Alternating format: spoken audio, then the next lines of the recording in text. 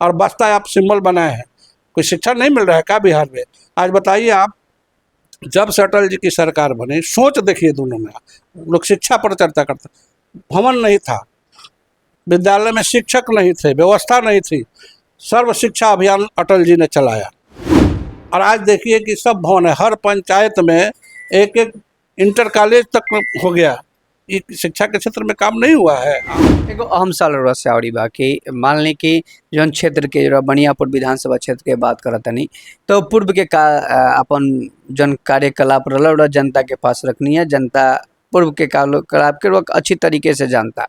एगो अहम सवाल बा कि अभी जदयू के लोग कह रहल बा और भाजपा के लोग कह रहल बा, आरजेडी के लोग कह रहल बा कि जे जदयू में गइल बा भाग के, तब फिर वो जदयू में रह के टिकट लेके आई तो ओकरा के देख लेवल जाई कि माने विकास करी कि ना करी।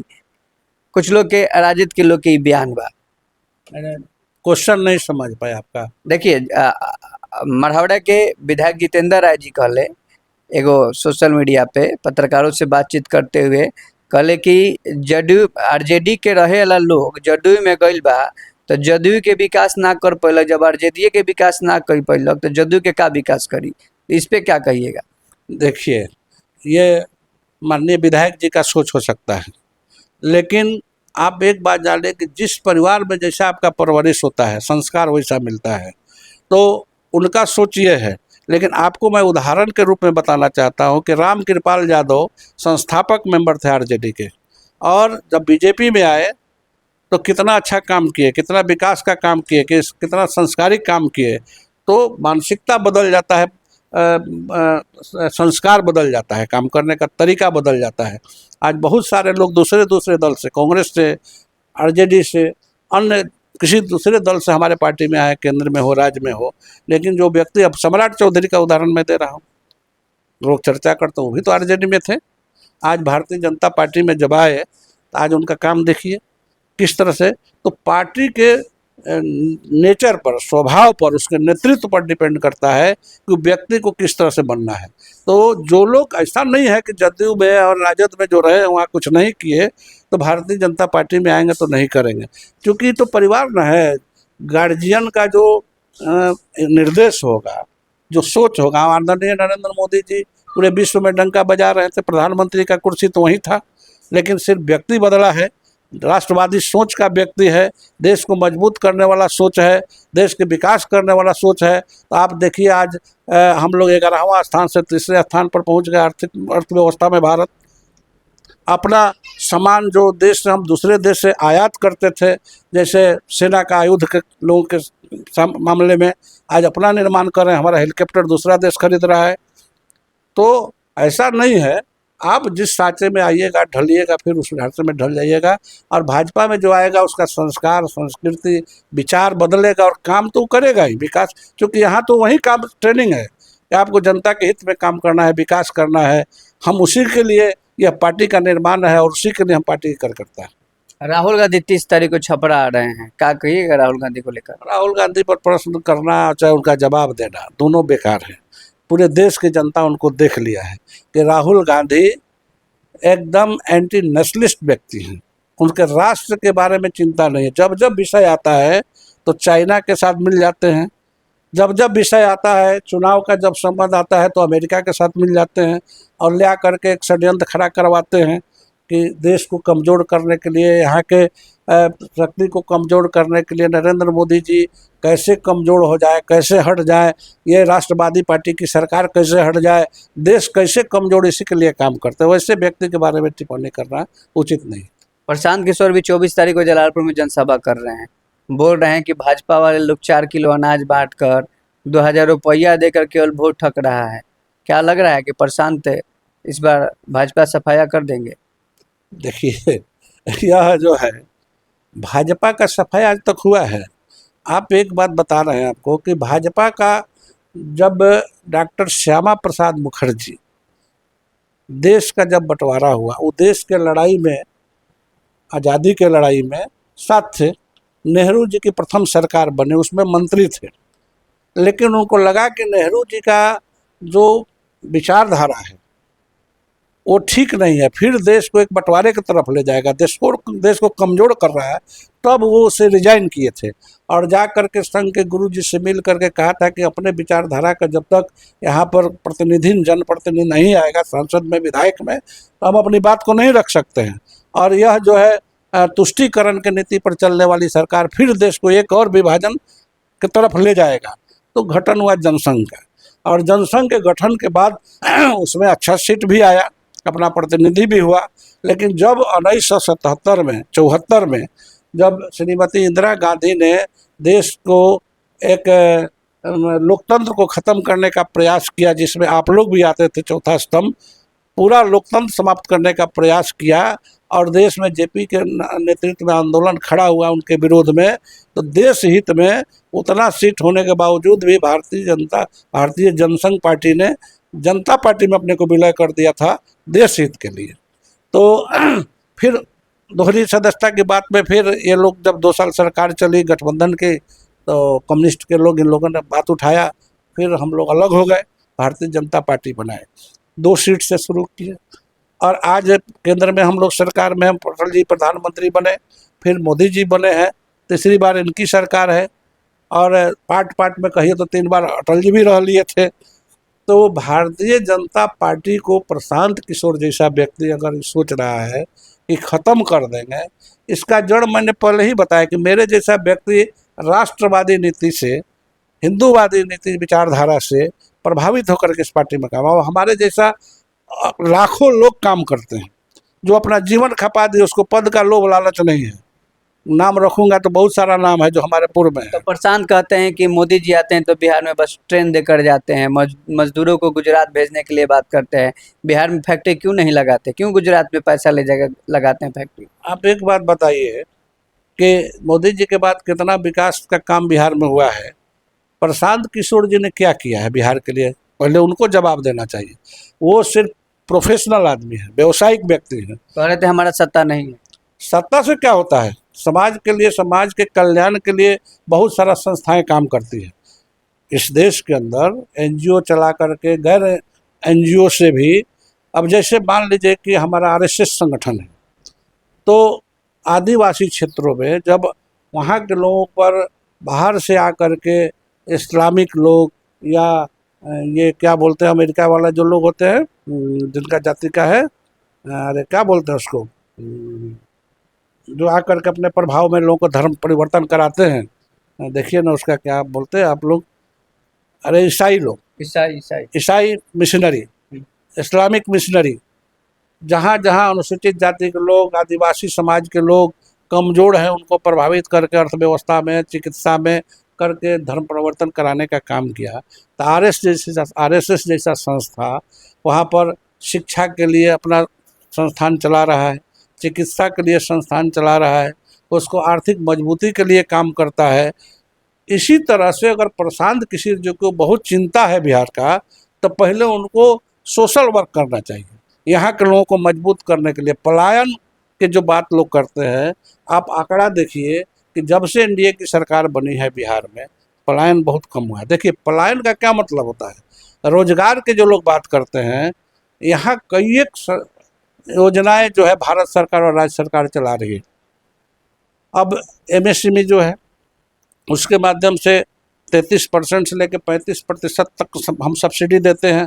आप लघु उद्योग लगाइए, स्टार्टअप है, स्टैंड अप है, मुद्रा लोन है, छोटे छोटे लोगों को ट्रेनिंग दे करके कौशल विकास के माध्यम से आप मोबाइल का दुकान खोलिए, रिपेयरिंग का दुकान खोलिए, आर्थिक सहायता दिया जा रहा है, रोजगार खड़ा करिए।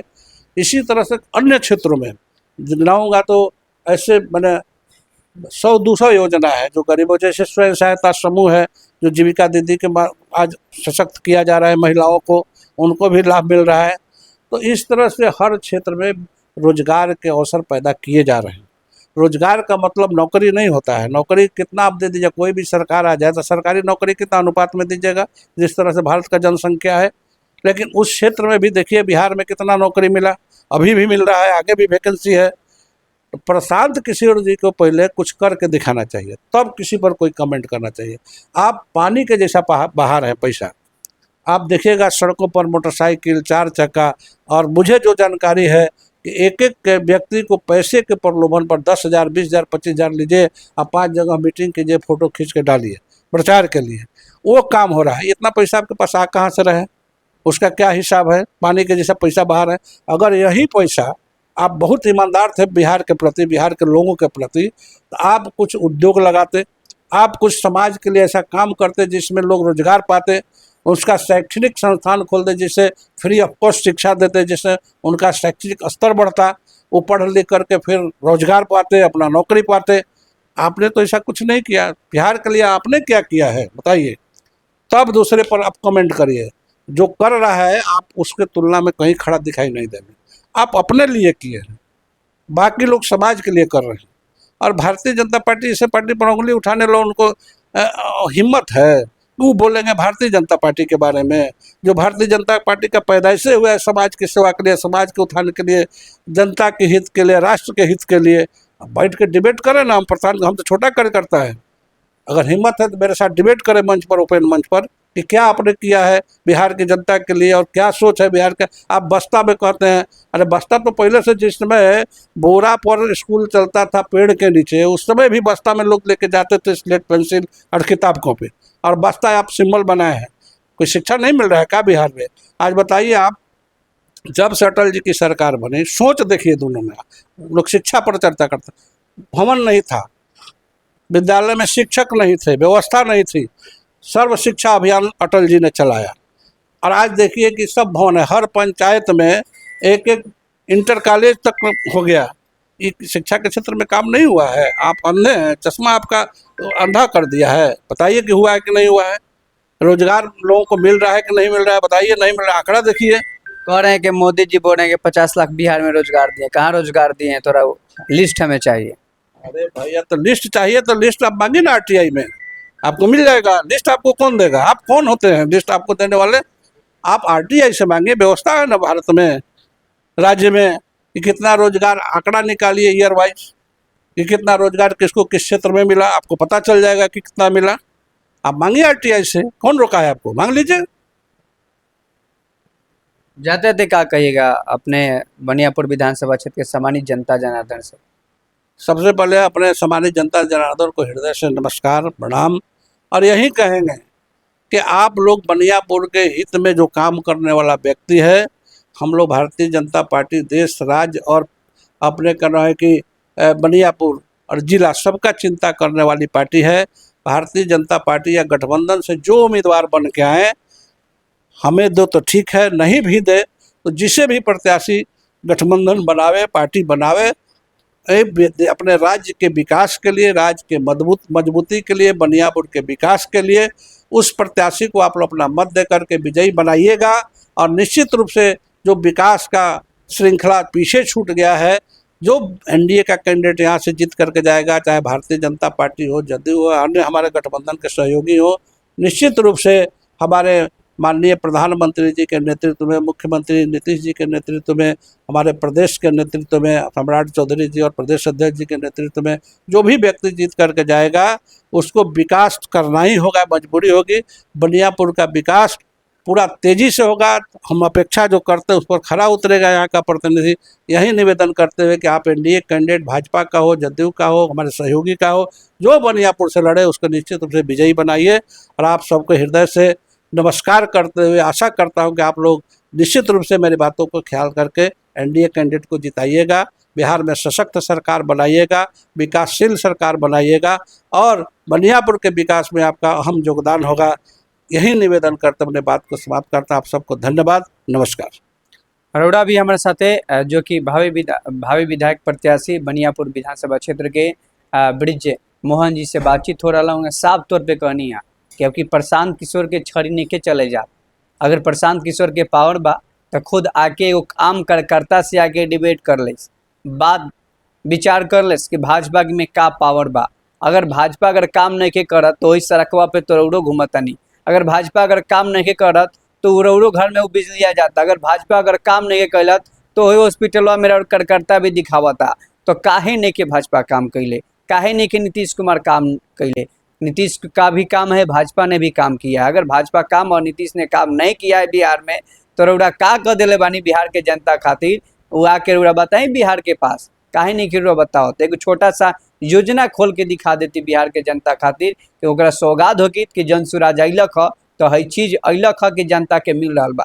ऐसन कौनो प्रलोभन बिहार के जनता नइखे सोची जात। फिर से अब की एनडीए के सरकार बने जा रहा बा। यहाँ के कहल बा अब फिर आगामी चुनाव को देखे के बाद जनता के ऊपर केकरा ऊपर विश्वास करता रहे।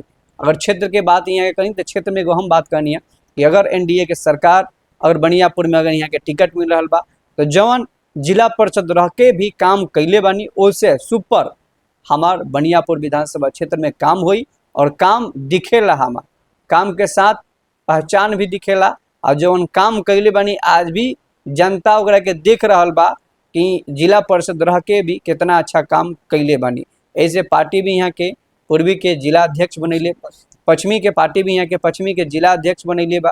तो कहीं ना कहीं पार्टी इतना बड़ा दिले बा क्षेत्र खातिर, तो कुछ सोच समझ के ही दिले बा। तो एक बार चुनावी बिगल फुका गई बा।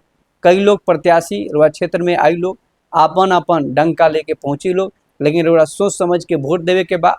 कई पार्टी बिहार में घूम रहा बारे और रउरा भी सोच के भी देवे के बा कि केकरा के वोट करें कि राउर क्षेत्र के विधायक बनी और केकरा के वोट करें कि वो जाके विधायक बन के और एगो अच्छा मुख्यमंत्री बनावे खातिर भी अच्छा लोग के चुनी। ये तमाम मुद्दा बा रउरा पे विचार करे के बा, ए पर सोच समझ के रउरा वोट करी और बिहार के हित खातिर और अपना विधानसभा हित खातिर आगे आई और एक वोट कीजिए और देश के उन्नति को और आगे बढ़े। जय हिंद, जय भारत। निर्मला के साथ स्वस्थ रहें, सुरक्षित रहें।